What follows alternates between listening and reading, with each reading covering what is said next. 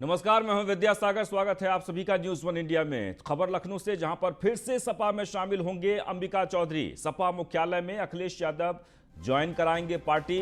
कई जिला पंचायत सदस्य भी सपा की लेंगे आज सदस्यता। सपा सरकार में राजस्व मंत्री रह चुके हैं अंबिका चौधरी। अंबिका चौधरी की वापसी से और मजबूत होगी सपा। सुबह 11 बजे सपा कार्यालय में ज्वाइन करेंगे सपा। सिबकातुल्लाह अंसारी भी ज्वाइन करेंगे समाजवादी पार्टी। माफिया मुख्तार अंसारी का भाई हैं सिबकातुल्लाह अंसारी। तो आपको बता दें कि 2017 में अंबिका चौधरी बसपा में शामिल हो गए थे, लेकिन एक बार फिर से वो समाजवादी पार्टी में वापसी कर रहे हैं। आज 11 बजे पार्टी कार्यालय में कार्यक्रम रखा गया है, जहां अंबिका चौधरी फिर से समाजवादी पार्टी की सदस्यता लेंगे। तो बड़ी खबर लखनऊ से, अखिलेश यादव की मौजूदगी में अंबिका चौधरी समाजवादी पार्टी में सदस्यता ग्रहण करेंगे। एक बार आपको फिर से बता दें कि समाजवादी पार्टी सरकार में मंत्री रहे अंबिका चौधरी। 2017 में अपनी नाराजगी की वजह से वो बसपा में चले गए थे, लेकिन 5 साल बाद एक बार फिर से उनकी वापसी हो रही है पार्टी में। 11 बजे आज समाजवादी पार्टी कार्यालय में वो सदस्यता ग्रहण करेंगे राष्ट्रीय अध्यक्ष अखिलेश यादव के नेतृत्व में। वहीं माफिया मुख्तार अंसारी के भाई भी आज सिबकातुल्लाह अंसारी समाजवादी पार्टी के दामन थामेंगे।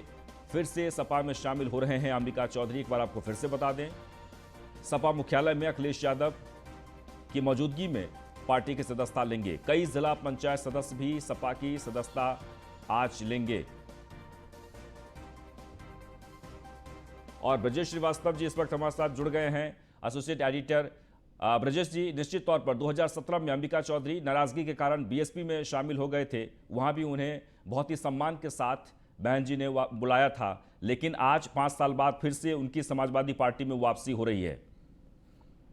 देखिए, सबसे बड़ी बात यह है कि जिस तरीके से अंबिका चौधरी समाजवादी पार्टी छोड़ करके गए थे, अब एक बार फिर वापस आ रहे हैं। बीएसपी से बहुत सारे नेता टूट कर वापस समाज पार्टी या फिर दूसरी पार्टियों में ज्वाइन कर रहे हैं। ऐसे में जो है ये बेहद अहम हो जाता। अगर अंबिका चौधरी की बात करें तो अंबिका चौधरी एक कद्दावर चेहरा माने जाते हैं। समाजवादी पार्टी में जो है उनका एक बड़ा कद था। उसके बाद वो जब जो है कुछ विवादों के चलते, अखिलेश यादव से ही विवाद के चलते जो है वो बसपा में चले गए थे, लेकिन अब वापस लौट रहे हैं। दरअसल बलिया और उसके आसपास के जिले में अंबिका चौधरी की अपनी एक अलग पहचान है और अच्छी पैठ मानी जाती है। यही वजह है कि अखिलेश यादव ने जो है उन्हें एक बार फिर ऑफर किया था। अखिलेश यादव के बुलावे पर अंबिका चौधरी वापस आ रहे हैं और अब वो समाजवादी पार्टी जो है ज्वाइन करेंगे। अब सबसे बड़ी बात है, केवल अंबिका चौधरी नहीं बल्कि उनके बेटे आनंद चौधरी ने भी जो है ज्वाइन किया था बहुजन समाज पार्टी, लेकिन अब दोनों ने इसको छोड़ दिया है। ऐसे में बेहद अहम होता। चुनाव से 2022 के चुनाव से पहले जिस तरीके से जोड़ तोड़ की राजनीति चल रही है, ये उसी कड़ी का हिस्सा है। मुलायम सिंह के बेहद करीबी माने जाते हैं अंबिका चौधरी। 2017 के विधानसभा चुनाव से ठीक पहले उन्होंने समाजवादी पार्टी को छोड़ करके बसपा में शामिल हुए थे, लेकिन एक बार फिर उनकी वापसी से समाजवादी पार्टी मजबूत होगी और मायावती के लिए ये एक बड़ा झटका माना जा रहा है। बिल्कुल, निश्चित तौर पर ब्रजेश जी, एक और महत्वपूर्ण खबर यह है कि जैसे कि आपने कहा कि पूर्वांचल के इलाके में बलिया और आसपास के जिले में काफ़ी मजबूती के तौर पर माने जाते हैं। इनकी जातीय पकड़ भी बहुत मजबूत है। और मुझे याद है कि 2017 में ये जब बसपा में चले गए थे और जब इनसे हमारी बातचीत हुई थी, हमने इनका इंटरव्यू किया था, तो ये भली बसपा में चले गए हो लेकिन समाजवादी पार्टी की ही पूरे इंटरव्यू में बात करते रहे कि ऐसा हुआ, ये हुआ, ये हुआ। मुझे लगता है कि तन से जरूर चले गए थे, मन से नहीं थे वहाँ। देखिए, सबसे बड़ी बात यह है कि 2017 में अंबिका चौधरी ने बसपा ज्वाइन किया, लेकिन 2019 को लोकसभा चुनाव में एक तरह से मायावती ने इन्हें आइसोलेट कर दिया। उन्हें कोई बड़ा दायित्व तो नहीं सौंपा गया, कोई बड़ी जिम्मेदारी नहीं दी गई और ऐसे में वो बहुजन समाज पार्टी के अंदर अपने आप को उपेक्षित महसूस कर रहे थे। और जिस तरीके से अब चुनाव नजदीक आ रहा है, बसपा की लगातार कमर टूट रही है। बसपा के बहुत सारे नेता बसपा को छोड़ करके समाजवादी पार्टी का दामन थाम चुके हैं और जिस तरह के हालात बने हैं, उस तरह के हालातों में साफ तौर पर समझ में आ रहा है कि बहुजन समाज पार्टी उत्तर प्रदेश के सियासी समीकरणों में अपने आप को बहुत रेलेवेंट नहीं बना पा रही।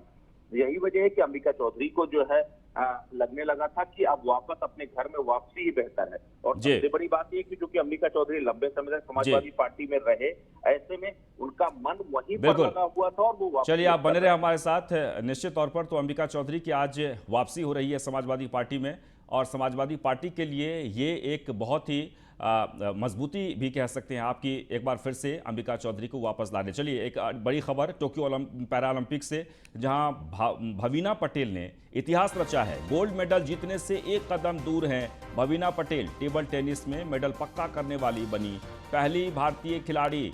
गोल्ड मेडल के लिए कल सुबह 7:15 पर खेलेंगी भवीना। एक बार आपको फिर से बता दें कि गोल्ड मेडल के लिए कल सुबह 7:15 पर मुकाबला होगा। टोक्यो पैरालंपिक से एक महत्वपूर्ण खबर, भवीना पटेल ने इतिहास रचा है।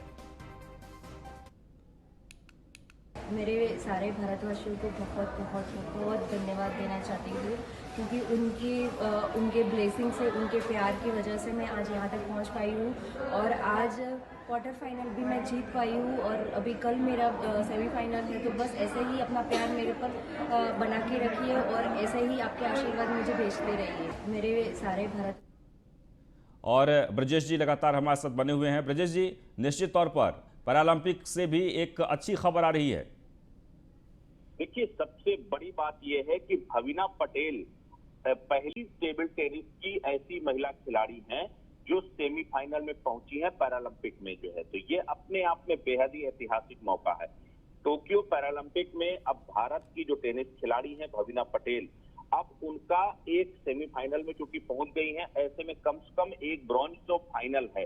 क्योंकि नियमों के मुताबिक अगर देखा जाए जो है, तो उन्हें अगर वो हारे या जीते, वो कुछ भी हो, लेकिन उनको जो है प्ले ऑफ क्योंकि होता नहीं है इसमें टेबल टेनिस में, ऐसे में उनका ब्रॉन्ज मेडल तो कम से कम पक्का है ही।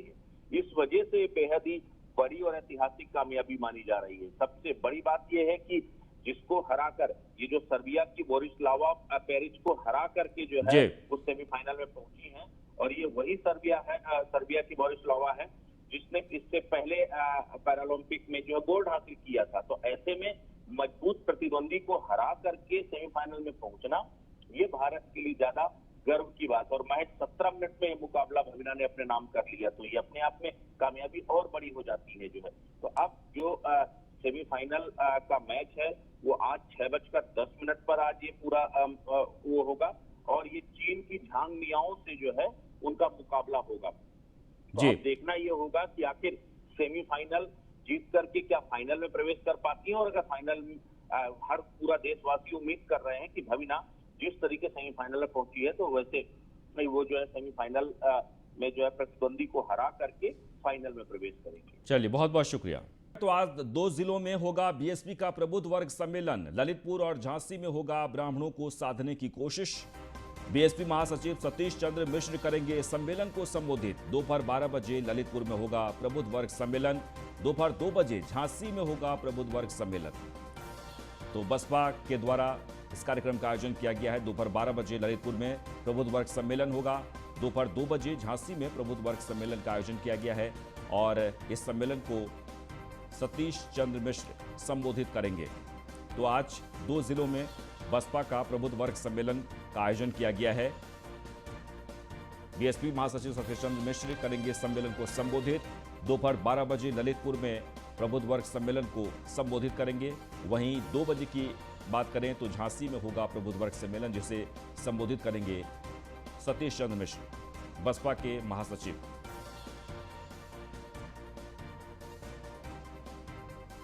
तो एक बार आपको फिर से बता दें कि बसपा प्रबुद्ध वर्ग सम्मेलन का आयोजन आज 2 जिलों में किया गया है, ललितपुर और झांसी।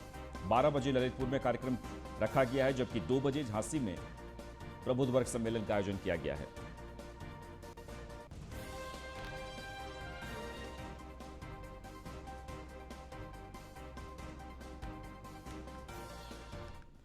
और इस बीच खबर लखनऊ से, आज किसान क्रांति दिवस मनाएगी रालोद। पश्चिमी यूपी की सभी तहसीलों में आरएलडी का धरना प्रदर्शन है। किसानों की समस्याओं को लेकर धरना प्रदर्शन करेंगे। और एक और महत्वपूर्ण खबर जो इस वक्त आप हमारे टेलीविजन स्क्रीन पर देख रहे हैं, आईएएस किंजल सिंह निदेशक पंचायती राज छुट्टी पर गई हुई हैं। 29 दिसंबर 2021 तक विदेश यात्रा के लिए गई हैं आईएएस किंजल सिंह। आईएएस रितु महेश्वरी को दी गई है नोएडा डीएम की अतिरिक्त जिम्मेदारी। नोएडा डीएम सुहास एस.वाई ओलंपिक खेलने के लिए टोक्यो रवाना हुए। 28 अगस्त से 25 सितंबर तक छुट्टी पर रहेंगे नोएडा डीएम।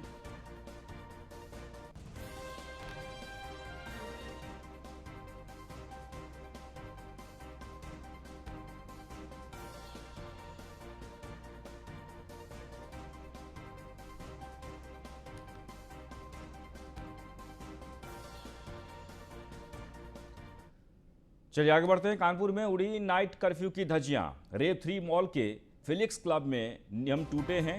नशे की पार्टी में जमकर उड़ाई गई है धज्जियां। कोहना थाना क्षेत्र में है रेव 3 मॉल और वहां पर कोरोना गाइडलाइंस की धज्जियां उड़ाई गई है। तस्वीरों में आप देख सकते हैं, कानपुर की तस्वीर है। रेव 3 मॉल के फिलिक्स क्लब में कोरोना नियमों के धज्जियां उड़ाई गई है। दरअसल नशे की पार्टी में जमकर कोरोना गाइडलाइंस की धज्जियां उड़ाई गई। तस्वीरों में आप देख सकते हैं, कानपुर की तस्वीर है जहां पर रेव 3 मॉल के फिलिक्स क्लब में पार्टी का आयोजन किया गया था और इस पार्टी में किस तरीके से वहां पर भीड़ इकट्ठी हुई। तो नाइट कर्फ्यू अभी भी जारी है कोरोना के रोकथाम को लेकर, लेकिन रेव 3 मॉल के फिलिक्स क्लब में सभी नियम को ताक पर रखकर और तस्वीरों में आप देख सकते हैं लोग झूमते हुए नजर आए। कोहना थाना क्षेत्र में है रेव 3 मॉल, जहां फिलिक्स क्लब में सभी नियम कानून को ताक पर रखकर पार्टी का आयोजन किया गया। नशे की पार्टी में जमकर उड़ाई गई धज्जियां तस्वीरों में आप देख सकते हैं। रेव 3 मॉल के फिलिक्स क्लब का ये मामला है जो तस्वीरों में आप देख सकते हैं। काफ़ी संख्या में लोग इकट्ठा हुए और जमकर थिरकते हुए नजर आए। तो कानपुर में उड़ी नाइट कर्फ्यू की धज्जियां।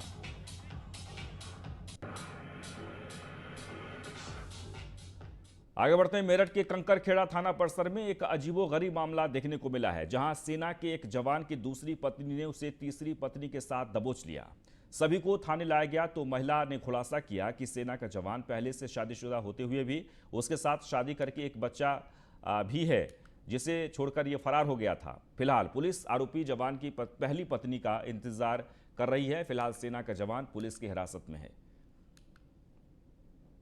ये मामला ये हुआ, मेरी शादी हुई सर 2015 में, ठीक है। उसके बाद इसने मुझे प्रेग्नेंट कर दिया था और उस टाइम भी मेरे साथ धोखाधड़ी किया, तो मैंने केस किया था हैदराबाद में। वहाँ भी मेरी कोई सुनवाई नहीं हुई, 3 साल ये आया ही नहीं वहाँ। उसके बाद 2019 में मैं बहुत ढूंढ के आई सर, मैं यहाँ मेरठ आई थी। मैं चाहे तो अब ये कंकड़ खेड़े में ये मित्तर सर के रूम में थी, आप चल भी सकते, तब ये बाबू पेट में आया था मेरा, तो वहाँ भी था गई थी मैं आर्मी वाले के पास। उन लोगों ने मेरी कोई सुनवाई नहीं करी, ना पुलिस ने की। तो मुझे पता लगा कि ये बच्चा जब हुआ पेट से था तो इसने मुझे छोड़ दिया सर, ना मेरे पास आता है। इस लड़की से इसने अभी शादी की है, 4 साल से रिलेशन था। मुस्लिम है ये लड़की, बंगाल की रहने वाली। वह गोरखपुर पुलिस के हाथ बड़ी सफलता लगी है। पुलिस ने इंडिगो एयरलाइंस में एयर होस्टेस की नौकरी दिलाने के नाम पर फर्जी इंस्टाग्राम आईडी बनाकर महिलाओं को आपत्तिजनक फोटो से ब्लैकमेल करने वाले अभियुक्त को गिरफ्तार किया है। आरोपी पहले तो युवती को झांसे में लेकर उसकी आपत्तिजनक फोटो हासिल कर लेता था और फिर उसकी फोटो वायरल करने की धमकी देकर उससे वीडियो कॉल पर अश्लील हरकत करने का दबाव देता था। युवती की शिकायत के बाद पुलिस ने जाल बिछाकर झुमिला बाजार बड़हलगंज से आरोपी को दबोच लिया है। इसकी जानकारी पुलिस अधीक्षक क्राइम डॉक्टर महेंद्र पाल सिंह ने प्रेस कॉन्फ्रेंस करके दी है। इस प्रकार की कंप्लेंट्स आ रही थी कि कुछ लोग जो है फर्जी इंस्टाग्राम पे आईडी बना के महिलाओं को परेशान कर रहे हैं। तो इसमें साइबर सेल की टीम लगी हुई थी। तो साइबर सेल की टीम ने पाया कि इसमें जो अजहरुद्दीन नाम का एक व्यक्ति के लिए गिरफ्तार किया। इसके पास से मोबाइल फ़ोन बरामद हुआ। उस फ़ोन में कई आपत्तिजनक वीडियो उसमें प्राप्त हुए, जो कि इसने प्रिया पायलट के नाम से एक फर्जी इंस्टाग्राम पे आईडी बना ली थी। उससे ये लड़कियों के लिए लालच देता था जॉब दिलाने के नाम पे। जॉब दिलाने के नाम पे उनके फर्जी उनकी वीडियो, प्राइवेट वीडियो उनके प्राप्त कर लेता था और उस वीडियो का मिसयूज करके उनको ब्लैकमेल करता था। वहीं प्रयागराज में बाइकर्स गैंग काफी सक्रिय है। बाइकर्स गैंग ने सरेराह युवती को घसीटा है। युवती को दूर तक घसीटते ले गए बाइकर्स। मोबाइल छीनने में असफल रहे बाइकर्स गैंग। वारदात के दौरान जख्मी हुई पीड़ित युवती सीसीटीवी कैमरे में पूरी वारदात जो कैद हो गई है। प्रीतम नगर कॉलोनी के HIG पार्क के पास की ये घटना है। तस्वीरों में आप देख सकते हैं। तो प्रयागराज में बाइकर्स गैंग सक्रिय है। बाइकर्स गैंग ने सरेराह युवती को घसीटा है। फिलहाल घायल युवती का इलाज चल रहा है। तस्वीरों में आप देख सकते हैं ये जो पूरी घटना है वो सीसीटीवी कैमरे में कैद हो गई। दरअसल सड़क के किनारे जो युवती टहल रही थी उसी दौरान बाइकर्स गैंग ने इस युवती को जबरदस्त ठोकर मारकर घसीटते हुए और फिर वहां से फरार हो गया।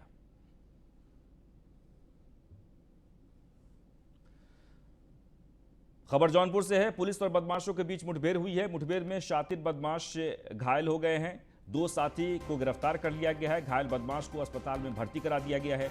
बदमाशों के कब्जे से अवैध हथियार और कार बरामद किया गया है। थाना कोतवाली पुलिस टीम के साथ मुठभेड़ हुई। तो जौनपुर का ये मामला है। एक बार आपको फिर से बता दें कि घायल बदमाश को अस्पताल में भर्ती करा दिया गया है। बदमाशों के कब्जे से अवैध हथियार और कार भी बरामद हुए हैं। पुलिस और बदमाशों के बीच मुठभेड़ हुई है। खबर जौनपुर से है। मुठभेड़ में शातिर बदमाश घायल, फिलहाल अस्पताल में भर्ती करा दिया गया है। 2 साथी को भी दबोचा गया है। बदमाश के 2 साथी को भी पुलिस ने दबोचा। फिलहाल सभी से कड़ाई से पूछताछ हो रही है। मामला जौनपुर का है। एक बार आपको फिर से बता दें कि पुलिस और बदमाशों के बीच मुठभेड़ हुई। मुठभेड़ में बदमाश घायल हुआ। इसके बाद 2 साथी बदमाश को भी पकड़ा गया है। फिलहाल सभी से पूछताछ हो रही है। अधीक्षक जौनपुर महोदय द्वारा कल रात्रि अपराधियों की धरपकड़ हेतु एक विशेष अभियान चलाया गया। इसी अभियान के क्रम में थाना कोतवाली पुलिस को भारी सफलता प्राप्त हुई है। शराब के अवैध काम करने वालों की सूचना थी। पुलिस टीम द्वारा जब रोकी गई तो उसमें से एक बदमाश फायर करता हुआ भागा, जिससे कि हेड कांस्टेबल को गोली लगी। जवाबी फायर में एक बदमाश घायल हो गया, जिसके बाद प्राथमिक उपचार वाराणसी रेफर किया गया है। बदमाशों के कब्जे से 100 लीटर ओपी, एक पिस्टल, कई जिंदा कारतूस, एक वर्णाकार व शराब की 166 नकली शराब की बोतलें प्राप्त हुई।